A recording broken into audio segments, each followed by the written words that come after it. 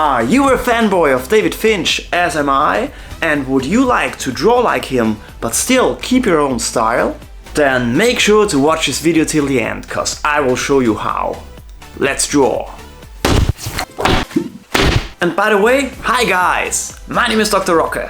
I came a long way with my comic book drawings and finally developed a very sketchy style, as you can see here in some of my most recent artworks. All of those are to be seen on Instagram, by the way, including all of the in-between steps, should you like to redraw them. And today I want to take a drawing of David Finch, this Batman here, and I want to redraw it in my style. And you can do that as well, with any artist you like actually, but today we will focus on David's art. Let's go! The first thing we have to do is a proper gesture drawing. Since Dave is a master of foreshortening and perspective, I will work out the main guidelines from his drawing via my iPad. Therefore, I use an extra layer on top of his drawing to try to find out the basic gesture of the Dark Knight. When you don't have a drawing pad, use a paper against a window or a light box, or just a piece of transparent paper. Now we know with what we have to deal here. Makes it easier to draw the first and most important step perfectly. You can see the chest on this side is way smaller than on this side. That's foreshortening, and it's also very interesting where this hand needs to be. It's coming towards us, and this one is moving away from us, and it's very stiff but still looking cool on the actual drawing. So, let's draw! I'm using a bristle board from Strathmore 200 series. My 0.5 mechanical pencil holds a 2B mine. With a 2B pencil you will have to be extra careful concerning the smudging. But you can get so many values out of this pencil that it will be worth the effort. I try to stay true to David's drawing. The biggest difference in the line work will be a bit of a different approach on the stomach muscles. Other than that, it will be quite similar. Although I will try to be more messy and therefore put a lot of life in the drawing already. Also, not erasing most of the help lines. Okay, the first step is done. You can see it is quite similar to Dave's drawing, but still my personal touch is already to be seen. So, let's move on with this one. I will also use the same light sources as Dave. And I will also do some strong blacks. For those I will use a 2mm lead holder, also with a 2B mine, simply because I'm quicker with it on the bigger areas. Not much difference in the strong blacks, although there are not as many as in Dave's drawing. I will hatch more instead. And that's how the drawing looks after this stage. In comparison, you can see I used way less strong blacks. And now the biggest difference will evince: my pencil hatching. Like in this Wolverine drawing, I will try to use my hatching lines to create a lot of chaos, but still it should look like something recognizable. So, let's hatch! These hatching lines are not meant to be inked. And I try to make them rather messy, never too long in the same direction, so I will get an even more sketchy look in the drawing.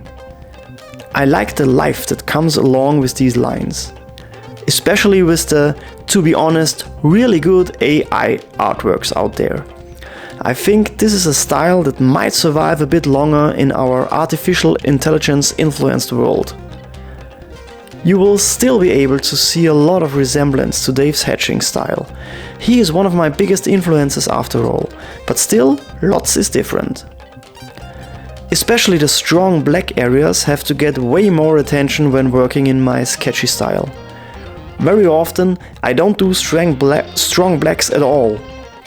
All the shadows come out of the form in combination with the light sources. But if your style should show no light sources and strong blacks, that's also fine. You can stop after the line work and do the rest with colors. Or you could just use strong blacks and not hatch out of these at all. or just a little maybe, so there is at least a bit of transition going on. Still, you will have drawn the Batman like David Finch, as long as the main line work is correct. A David Finch Batman in your style. And you can see the main drawing is done. All I need to do now is to put in some details like veins and stuff. So let's do that real quick and then we should be done with the drawing. I'm just erasing the veins out of the drawing and also the small folds. And then I will just do a negative drawing, which means I'm just drawing the shadow of the vein and the folds. And so it looks very realistic, and it's also very nice to be able to do that after the whole drawing, because when you ink you have to draw in the veins first, of course, but now I can just erase them, especially with the Strathmore Bristol board. It's a really good paper. It's really easy to erase the lines out you need for the veins and folds, so that's pretty neat to do this way. And here we go. I guess I'm done. In direct comparison to David Finch's drawing, you can see it's quite similar overall, but still there are many differences as well, like not as many strong blacks as in the inked version from Dave, especially here on the head you can see that properly. And yeah, I did some more details with those folds. I just like those. It's not a good thing or a bad thing, it's just my preference.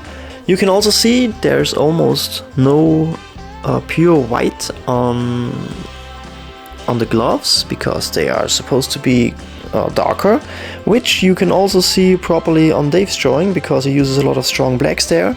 Also the stomach area, like I mentioned earlier, I didn't do the typical comic book style. I took the rather realistic route, like in this one. But that's also just preference. And the main difference, of course, are the shadings. Because when you take a look in comparison, the shoulder, for example, there are a lot of strong blacks and a little bit of hatching out of it, and I didn't use any strong blacks here at all. I just went out of the form with the shadings, which is necessary when you do it in a style like this. So, a perfectly neat David Finch Batman in my style, ready to be posted on Instagram, where I am a lot to be seen, so I hope to see you there as well. The link to my Instagram page is down in the video description. You can find all my drawings there, including all the in-between steps, so you can redraw them step by step if you like. And mostly I also add a small video where you can see me draw in the post, so you can understand my techniques better. Should you be new to this YouTube channel, feel free to hit the subscribe button and also turn on the post notifications so you won't miss out on any of my future videos. But other than that, I hope you have a great time drawing and studying so you will get where you want to be as soon as possible. And for that, I would recommend you to go and watch this video now. It's an overall drawing guide. You might learn a lot. I guess it's even my most popular video. It's a bit of an older one, but there are many tips and tricks in there about inking and drawing. So see you there, learn a thing or two, have a great time, have a great day. Don't forget to draw every day if possible, and yeah, see you there.